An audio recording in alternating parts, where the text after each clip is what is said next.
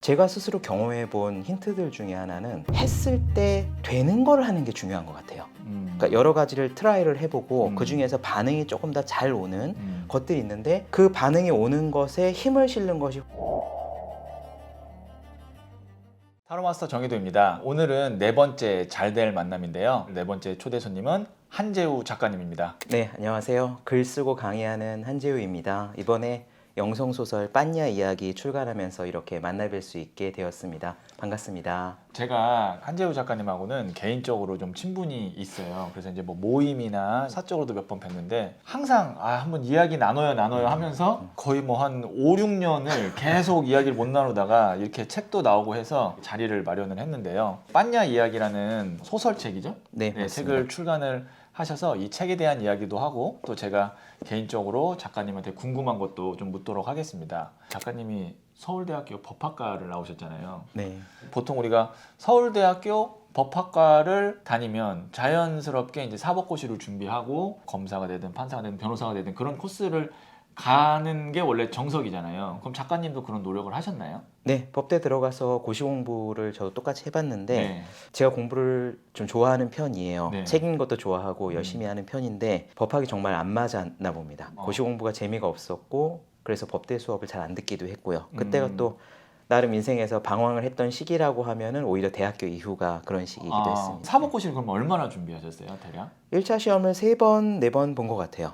다 떨어졌고 어. 그리고 법학 수업 자체가 그렇게 재미있지 않았어요. 어. 네, 개인적으로 그래서 법대생이라고 이야기하기 조금 민망한 측면이 있습니다. 그러면 사법고시를 어쨌든 3, 4번을 보셨다는 건 4년은 준비를 했다는 얘기예요, 네, 최소한? 맞습니다. 그렇죠.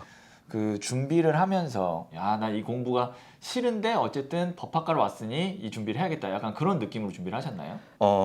요즘은 진로 교육도 많고 네. 저도 이제 진로 강의에 대해서 학부모 강의, 뭐 교육청 강의 많이 다니고 있지만 예전에는 그렇게 진지하게 고민해주는 시간이 저희 때는 좀 잘 없었던 것 같아요. 그러니까 시골에서 공부 잘해서 서울대 법대 들어가면은 옛날에 우리 7, 80년대 드라마 나오듯이 네. 뭐 판검사 합격하고 집안을 일으키고 네. 이런 서사가 있잖아요. 그러니까 공부가 맞지 않았음에도 불구하고 이걸 내가 해야 되는 거다라고 생각하면서 돌아보면은 시간 낭비를 좀 한 측면이 있습니다. 공부에 제대로 집중하지 못하고 그냥 다른 것들을 했죠.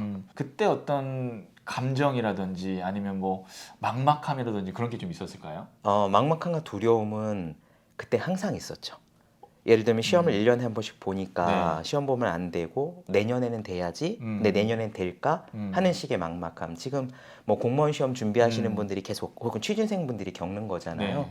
그런 걸 20대 때 이제 몇 년간 겪어봤고 그리고 고시를 그만두고 나서 다른 일을 해야지라고 마음을 먹은 뒤에 말 그대로 제로 베이스 시작하는 거잖아요. 딴 걸 해본 적도 없고 그런데 이제부터 길을 찾는다라고 생각할 때 사실 굉장히 막막했죠. 저는 그때가 궁금해요. 왜냐면 어쨌든 서울대학교 법학과를 나왔는데 다들 친구들은 판검사가 되고 변호사가 됐는데 나는 어쨌든 그 길이 아니라는 걸 놓고 제로 베이스에서 시작할 때 네. 아마 이 영상을 보시는 분들도 그런 경험을 지금 하고 있는 분들도 있을 수 있거든요. 왜냐면 요즘에는 또 직업이나 사업의 패턴이 굉장히 빨리 바뀌기 때문에 그럼 그때 작가님은 어디서부터 어떻게 내가 알아보고 시작을 했었던 것 같아요? 완전히 제로 베이스 상태였는데 네. 무얼 할까 고민을 할 때요. 제가 열심히 읽었던 책 중에서 탐스 슈즈라는 게 있었어요. 지금은 이제 우리나라에선 잘 안 팔리는데 그 신발 창업자가 신발 하나를 팔면 한 켤레를 아프리카 오지에 기부하는 원포원 기부 모델이라는 걸 했다는 거를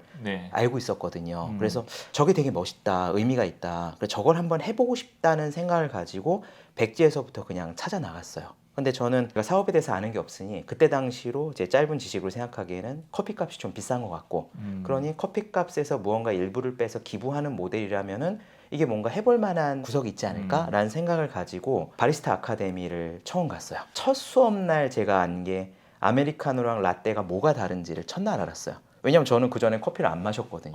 네. 진짜 제로 베이스인데 저는 그것도 궁금해요. 바리스타 아카데미에 갔을 때 같이 수업을 듣던 분들은 어떤 분들이었어요? 다양했던 것 같아요. 연배가 많으신 분도 계셨고 내 가게를 차려야지라고 맘먹는 분도 계셨고 근데 그분들이 저를 보실 때는 아직 나이가 젊은데 회사에 취직하거나 좋은 기회를 갖는 게 낫지 않을까라는 네. 생각을 가신 분이 계셔서 제가 실제로 조그맣게 카페를 열었을 때 네. 제일 많이 들었던 질문이 서울법대 나와서 왜 가게 차렸냐 이게 제일 많이 나이가 몇 살 정도 됐을 때? 31살 정도였습니다. 그때 지금 들으면 되게 막막했을 것 같아요. 왜냐면 서울 법대 나와서 사법고시를 내가 정리하고 공기업을 갈 수도 있고 아니면 뭐 대기업을 갈 수도 있고 나는 어쨌든 작은 커피숍 창업을 했다. 31살에. 그때 당시에 그 커피숍을 창업하면서 어떤 마음이었어요? 물론 잘 될 거라고 생각을 했겠지만 아직은 늦지 않았잖아요. 31살이면 네, 그렇죠. 지금도 그렇고 그때 네. 당시에는 사실 취직하려면 할 수 있는 기업들이 있다고 알고 있었어요. 네. 그 나이에 어느 기업 가면은 서울대 나오면 받아준다라는 것도 알고 있긴 했는데 도전을 해봐도 되지 않을까라는 생각을 그때는 했어요. 그리고 사실은 이게 얼마나 매출이 나올 거고 이게 장사가 되려면 어느 정도 돈이 굴러가야 된다는 것에 대한 배경식이 없었던 것도 있어요. 그러니까 모르니까 용감했던 거죠. 네. 무식한 사람이 용감하다, 네. 용기 네. 낼 수 있다. 네. 그러면 그 커피숍은 어떻게 됐나요? 망했죠. 아, 제가 숙명여대 앞에 카페를 차렸고요. 1년 조금 넘게 운영을 했었어요. 실제로 그 커피값의 원가만큼을 기부를 했거든요. 유니세프에 기부하는 모델을 했고 어제 제가 몇 잔 팔았는지를 계산해서 카페 앞에다가 붙여놨어요. 어제 요만큼을 기부를 했다라고 붙여놓긴 했는데 제가 장사를 사실 모르고 이건 자랑이 아니라 그러면 안 되는 거예요. 근데 전혀 모르고 가게를 열다 보니까 이 장사가 잘 굴러갈 리가 없죠. 그래서 매출이 잘 안 나오고 하다 보니 야 이거는 지속하기 쉽지 않다는 거를 고생을 해보고 나서 알았습니다. 그러면 지금 시간을 돌린다 그러면 탐스슈즈 책 괜히 읽었네요. 괜히 그걸로 영감을 받아가지고 어떻게 보면 탐스슈즈 책이 나한테는 실현을 주게 된 그런 어떤 영감이었을 수도 있잖아요. 그럴 수도 있는데 네. 지금 제가 돌아보고 나면은요. 네. 사실 10대 때는 이제 공부를 잘 했잖아요. 네. 다시 말해 실패를 하지 않고 대학에 잘 들어가는 경험을 했고 주위에서 기대를 받는 그런 입장이었는데 이 쓸데없는 에고 혹은 내가 실패를 겪지 않고 잘 나간다는 자만 같은 거를 굉장히 많이 그 물을 빼주는 시간이 제가 20대 때 고시 계속 실패했던 경험 그리고 자영업 가게를 해보면서 실제로 돈이 안 벌리고 하는 경험을 했을 때 그때 무언가 어깨에 힘이 쫙 빠졌다고 얘기할 수도 있고 먹물 같은 게 빠졌다고 생각할 수도 있고요. 그래서 저는 그 시간이 저한테 굉장히 소중한 시간이었다고 솔직히 생각해요. 만약에 그때 제가 그런 식의 경험을 하지 않고 사법시험도 한 번 했고 승승장구를 했고 승진을 쭉쭉 했을 때 어떻게 보면은 굉장히 뭐 주위 친척분들은 좋아하는 사람일 수도 있겠지만 이런 표현 써도 될까요? 좀 재수없는 사람일 수도 있잖아요. 잘난 척하고 그럴 수 있는데 그런 면에서 저는 마음 공부를 하는데 도움이 됐다라고 말씀을 드릴 수 있어요. 그러니까 어떻게 보면 충분히 사법고시라는 거를 합격을 할 수 있는 모든 조건을 갖추고 있었고 운과 어떻게 노력이 맞아 떨어져서 사법고시를 합격해서 내가 이제 법관으로서 쭉 살았을 경우를 생각하면 그렇게 행복하지 않았을 수도 있겠다는 생각이 드시는 건가요? 개인적으로는 조금 그래요. 왜냐면은 네. 제 주위에 친구들이 대부분 이제 법조인들이니까 예전처럼 그쪽에 가면 모든 것이 다 탄탄대로고 안정되는 시대가 아닌 건 누구나 알잖아요. 그래서 친구들이 여전히 고민하고 힘들어하고 또 일 자체는 굉장히 경무고 그런 친구들 옆에서 워낙 많이 보다 보니 사실 저는 제가 하는 일이 지금 되게 좋거든요. 만족스럽고 의미도 있다고 생각하고 그래서 그쪽 길을 가지 않고 지금 글 쓰고 강의하는 일을 하는 게 솔직히 훨씬 행복하다. 그리고 저한테 개인적으로는 잘 맞는 길이다라고 생각을 합니다. 그러니까 이게 그때 당시에는 나한테 비극처럼 느껴질 수 있지만 사실 돌이켜보면 나를 이런 쪽으로 안내하기 위한 어떻게 보면 신호였고 흐름이었다 이렇게 느끼시는 거죠? 네, 그렇게 볼 수도 있죠. 저도 그래요. 저도 이 타로 카드라는 거를 할 때 부모님이 당연히 반대하고 지금이야 뭐 이렇게 이런 것들이 막 컨텐츠로 나오고 하지만 제가 했을 경우만 해도 벌써 한 약 20년 전이기 때문에 솔직히 그때 당시에는 안 하려고 했지만 계속 이쪽으로 제가 어쩔 수 없이 하게 되는 그런 시그널들이 오고 상황도 다른 거 해도 안 되고 다른 거 해도 안 되고 이것만 계속 하게 됐는데 돌이켜보니까 그게 안 돼서 이걸 하길 잘했다는 생각이 들거든요. 그래서 지금 아마 영상을 보시는 분들도 내가 직장에서 억울하게 나올 수도 있고 말씀하신 대로 카페를 차렸는데 안 될 수도 있고 지금 보면 내가 내 인생 이거 왜 이렇게 꼬였나라고 생각할 수도 있지만 사실 그게 시간이 조금 지나서 돌이켜보면 오히려 나를 더 좋은 운명으로 끌고 오는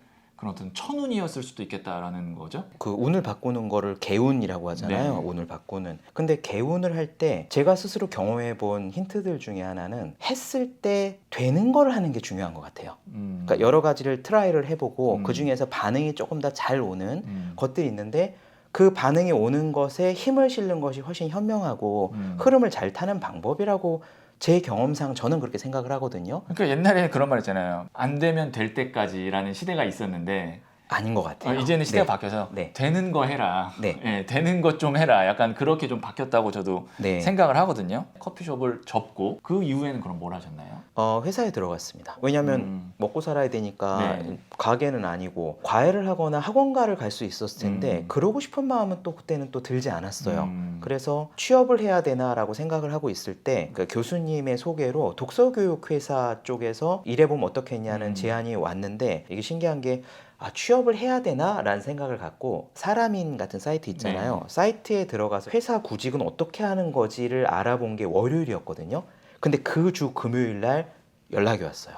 혹시 회사에 들어와서 일할 생각이 있냐? 근데 그 회사가 마침 또 독서 교육 회사였어요. 그래서 저는 독서라면 나한테 잘 맞고 교육이라면 그래도 내가 어떻게 해야 되는지 아는 측면이니 이게 기여할 수 있는 부분이 있지 않을까라는 생각을 가지고 사실 크게 고민하지 않고 일해봐야지라고 생각을 했었습니다. 그 회사에 들어가셔서는 좀 만족을 하셨나요? 회사에 들어가서 처음에는 되게 배우기 바빴고요. 왜냐하면 정말 회사에 들어가는 게 결정이 되고 나서 제가 제일 먼저 한 일이 엑셀을 어떻게 쓰는 건지 그 다음에 PPT 어떻게 만드는 건지 찾아듣고 이런 걸 처음 했으니까 들어가서는 회사 일이라는 거를 뭐 배우기 바빴죠. 기획안이라는 거 어떻게 쓰는 건지. 그때 제가 갖고 있었던 생각은 뭐가 되어도 부지런히 하고 기회가 잘 맞아떨어지면 되지 않을까라는 막연한 생각은 있긴 있었던 것 같아요. 근데 이게 그렇다고 해서 두려움이 없고 걱정이 없다는 얘기는 아니고 두려움과 걱정을 갖고 있는 동시에 열심히 꾸준히 하다 보면은 결국 뭐가 되긴 된다. 왜냐하면 제가 읽었던 뭐 여러 책들 혹은 대단히 성공한 훌륭한 분들의 얘기를 보면은 여러 가지 역경들을 겪어서 자기 자리를 찾아간 분들이 굉장히 많았거든요. 그러니까 처음부터 딱 그 일이 맞아떨어져서 처음부터 대박이 나고 탄탄대로를 걸은 사람은 제가 알기로는 없었어요. 그래서 가다 보면 어떻게든 되겠지, 기회가 있겠지라는 생각을 했기 때문에 뭐 좀 늦기도 했지만 그걸 가지고 그렇게 막 쪼그라들진 않았고요. 그래서 굉장히 적극적으로 임해서 열심히 했었던 것 같아요. 네. 제가 지금까지 듣고 보니까 우선 작가님이 서울 법대를 가기까지 공부한 시간, 그 다음에 사법고시를 내가 그래도 참고 한 시간이 작가님 기본적으로 근성이라는 게 있는 분인 것 같고, 그리고 또 책도 많이 읽다 보니 인생을 이렇게 단편적으로 보지 않고 멀리 볼 수 있는 시야를 갖고 있었고, 그래서 그 시간을 견뎌서 이겨낼 수 있었던 것 같아요. 그러니까 어떻게 보면 내가 그 공부한 시간이 사법고시가 안 됐기 때문에 제로냐라고 했을 때 제로는 아닌 거죠. 내가 그거를 참고 견딜 수 있는 근성이 있으니까. 저는 그 부분에 대해서는 완전히 동의를 하고요. 그러니까 제가 막 멀리 봐야 된다 이렇게 일부러 생각한 건 아니지만 지금 말씀하시는 걸 들으니 한 번도 몇 살 때는 요걸 해야 되고 몇 살 땐 요걸 해야 되고 또 몇 살 때는 뭐 결혼해야 되고 이런 타임테이블 같은 거 있잖아요. 거기에 비교를 하거나 조급함을 느끼면서 한 적은 솔직히 없었던 것 같아요. 그게 굉장히 제가 볼 때는 특히 한국 사회에서는 큰 네. 장점이었던 것 같아요. 왜냐면 그걸로 인해서 불안감을 느끼는 분들이 많거든요. 이 영상을 보시는 분들 중에서는 만약에 20대라고 하면 내가 뭐 대학을 나오고 아니면 뭐 언제 결혼을 하고 또 결혼하고 나서는 언제 뭐 자녀를 가져야 되고, 만약에 이제 자녀가 다 성장했다면 또 그 자녀가 대학교를 또 들어가야 되고, 그거에서 우리가 계속 불안감, 그 다음에 어떤 맞춰줘야 되는 그런 두려움, 이런 거에서 살고 있는데 저도 좀 그런 거에서 자유로운 편이거든요. 왜냐면 지금 하는 업 자체가 그런 걸 생각했으면 할 수가 있는 업이 아니니까요. 말씀하시 들으니까 떠오르는 장면이 있는데 고3 때는 힘들잖아요. 제일 힘든 게 불안정성 때문이죠. 이게 해도 될까? 올해 합격을 할 수 있을까가 또 어린 나이에는 굉장히 두려운 거고. 근데 제가 그 시기를 그래도 덜 힘들게 넘길 수 있었던 게 고3 때 늘 했던 기도가 있었거든요. 이번 수능 시험에서 내가 실수만 하지 않는다면 그게 내 실력이고 나는 받아들이겠다는 생각을 계속 기도를 하면서 고3 시절을 보냈어요. 그러니까 우리 보통 고등학교 때 하는 기도가 내가 원하는 그 과에 합격하게 해달라 혹은 수능 시험 한번 대박 나게 해달라. 사실 이런 거를 기도를 많이 하는데 저는 그런 기도를 했더니 오히려 불안감이 증폭된다는 걸 미세하게 느꼈어요. 왜냐하면 이번 시험이 대박 나게 해달라고 기도를 했을 때는 오히려 그 반대로 뭐랄까 플러스 전화가 생겼을 때 동시에 마이너스 전화가 생성되는 것과 비슷한 느낌으로 과도한 거를 바랬을 때 분명히 그거에 대한 빚이 있을 것 같다는 막연한 느낌이 미세하게 좀 있었거든요. 그래서 고3 때도 했던 기도가 노력한 것만큼만 나오게 해달라. 그럼 나는 받겠다. 라는 느낌으로 계속 기도를 했는데 지금 말씀하신 걸 들으니 고시 공부를 하거나 그 이후에 사회에서 볼 때는 충분히 힘든 시간이었지만 그 힘든 것만큼의 보상이 내가 열심히 하면 어디선가 플러스 마이너스가 맞아 떨어질 것 같다는 막연한 느낌이죠. 저도 그렇게 생각해요. 그러니까 우리가 뭔가를 진정성 있게 거기에 어떤 노력과 에너지를 투입하면 당장 그것이 나오진 않아도 언젠간 그거는 같은 등가로 나온다라고 저는 생각을 하거든요. 요즘은 사람들이 다 급해요. 제가 예전에도 이제 오프라인 상담할 때 한 3년 후면은 지금 하는 거가 빛을 본다 그러면 굉장히 기분 나빠서 다들 가세요. 아, 그렇게 왜 얘기해요? 대부분 왜냐면 3년이요? 라고 얘기해요. 근데 3년 후에 잘 된다는 거는 굉장히 저는 긍정적인 전개라고 생각을 하는데 다들 급해요. 더 많이 급해지고 있는 것 같아요. 저도 상당히 급한 편이었어요, 성격이. 근데 이 운명학을 쭉 보면서 이런 말 있잖아요. 될 일은 된다. 단지 시차가 조금 있을 뿐이다 라는 거를 저는 느끼고 저도 그런 초조함이나 불안감이 많이 없어졌거든요. 그래서 영상을 보시는 분들도 너무 그렇게 초조하고 불안하게 생각 안 하셔도 될 일은 됩니다. 그리고 내가 노력하고 투입한 것에 대한 실수만 하지 않는다면 이라고 그렇게 기도하시면 불안감 있는 시기를 그래도 좀 넘길 수 있지 않을까 그런 생각을 하는데요. 그러면 작가님은 회사를 다니면서 그 다음엔 어떤 결정적인 순간을 만나셨나요? 회사를 다니면서 사실은 회사에서 하는 일만으로는 이제 충만하지 않은 부분들이 있잖아요. 나는 내가 알고 있는 게 더 많은데 이걸 좀 알려주고 싶다는 생각이 있었을 때 그때 이제 팟캐스트를 열어봤어요. 저는 사실 컴퓨터를 잘 못하는데 그걸 해보고 싶어서 어떻게 사운드를 꽂는 건지를 혼자 연구를 해가면서 팟캐스트 채널 서울대는 어떻게 공부하는가라는 걸 열었거든요. 그때 그 팟캐스트가 그래도 순위에 있었죠. 종합 네. 10위 정도까지 올라갔어요. 맞아요. 네, 네. 누적 다운로드가 한 1700, 1800만 정도 될 거예요. 제가 처음에는 공부 잘하는 법을 알려주면 좋겠다는 생각에서 채널 열었는데 조금 해보니까 제가 생각하기에 공부의 기술은 그렇게 복잡하지 않아요. 공부의 기술은 단순하고 오히려 그것을 어떻게 지속할 수 있느냐의 태도와 근기가 훨씬 중요한 문제라고 생각을 해서 그 다음부터는 태도, 근기 이런 걸 이야기해 줄 법한 좋은 책들을 소개하는 방송으로 바뀌었거든요. 그래서 팟캐스트를 해가면서 제가 알고 있는 거를 블로그에다 글을 조금 쓰기 시작했는데 출판사에서 책을 내면 좋겠다는 제안이 먼저 왔어요. 그때는 회사를 다니고 있는 네, 상태예요. 다닐 때였어요. 네. 그때 뭐 제가 결혼한 상태도 아니었고 해서 팟캐스트를 제가 월수금 주 3회 업로드를 5년 동안 빠지지 않고 했습니다.